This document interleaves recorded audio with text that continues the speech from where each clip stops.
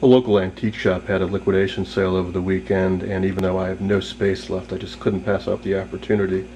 It's the same place I picked up a few TVs at over the summer, like that Philco 491040 and a couple of my other videos.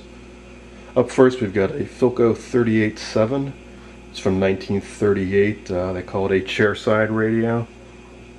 Because this would go next to a chair or a couch and you sit down and operate the controls up on top. It has what they call cone-centric tuning, which is a first for me, where the tuning control actually rides around the outside of the dial.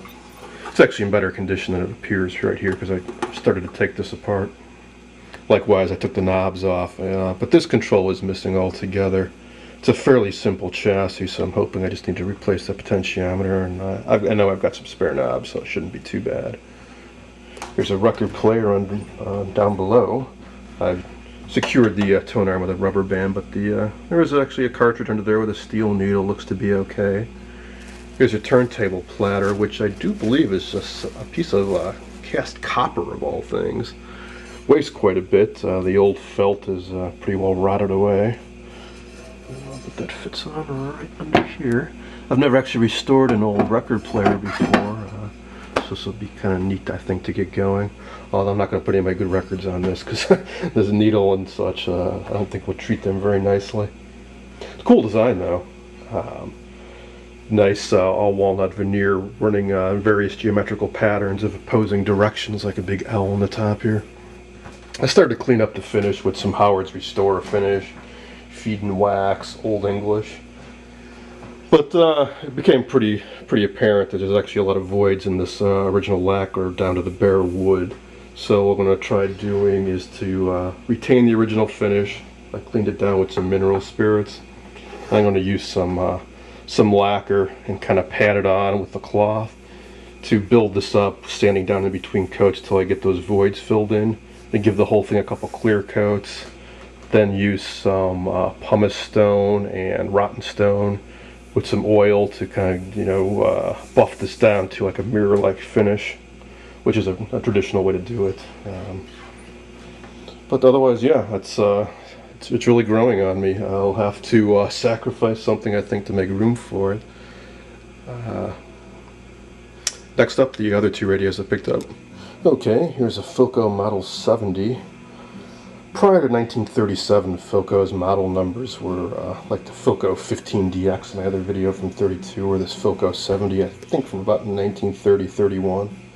1937 onwards, their model numbers were like 37-10, means it was from 1937, 38-7 for 1938, and so on.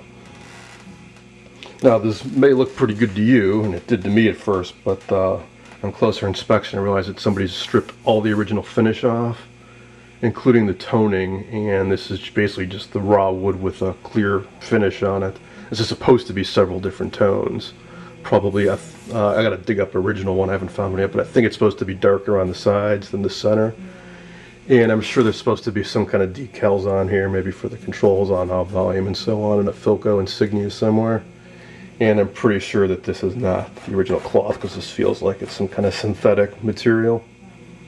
But, yeah, the radio's in fairly decent shape behind. Although I haven't pulled the chassis, I'm kind of curious to see what somebody's done to this thing. Nice homemade penciled in tube chart here.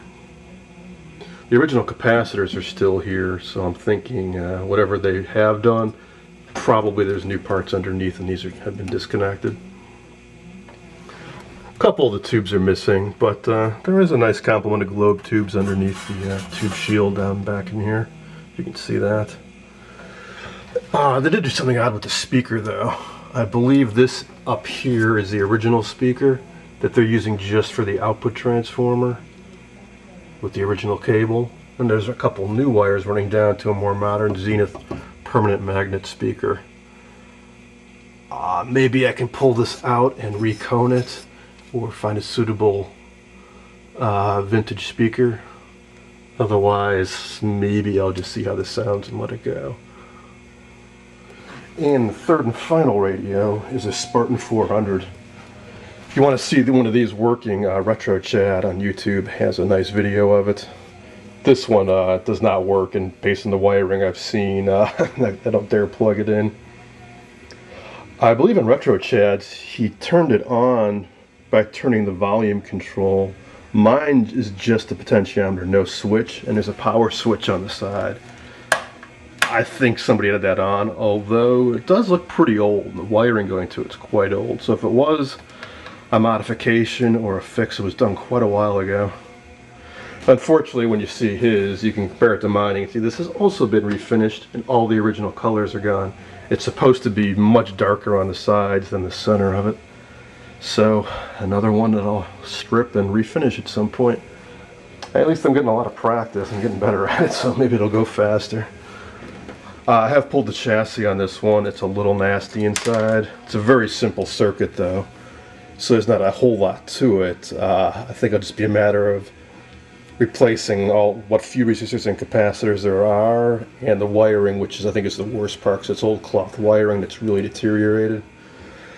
Power cord's completely gone, and you know what is there? You can see there's electrical tape patching up bits of it, and yeah, it's all a little questionable. But there are places that do make modern cloth covered wire that looks awfully good, so I think I may just rewire this whole thing. Here's the single gigantic electrolytic capacitor. This is a pretty old radio. It's probably from 29 or so. And electrolytics back then, this is probably 4 microfarad. I think it's a dual 4 and 8 microfarad. Look at the schematic. Oh, maybe 15 and 5. The new ones are just 1/20th, 1/40th that size. One bad thing with this radio though is it's supposed to have 2 of these Sparton 183 audio output tubes. This radio, and like lots of others in the shop, somebody looked like they'd cherry-picked the best tubes out of the radios. These are hard to come by. I've got 2 Spartan radios, and I had no 183 tubes. I just got this one. I picked up that Hallicrafters TV, and I need 2 for each radio. I don't think I'm even going to try to find another one of these. From what I've seen online, I could pay upwards of $100 for just one of those. But apparently a 71A tube is a pretty close match. And they're considerably more reasonably priced, so I'll try to get a couple of those. And we'll see how it goes. I don't think this radio will be too bad. Like I said, it's mainly the wiring, not the nothing complex about it at all. And as you can see from Retro Chad's video, it actually sounds pretty nice. It's nice to have something to compare it to.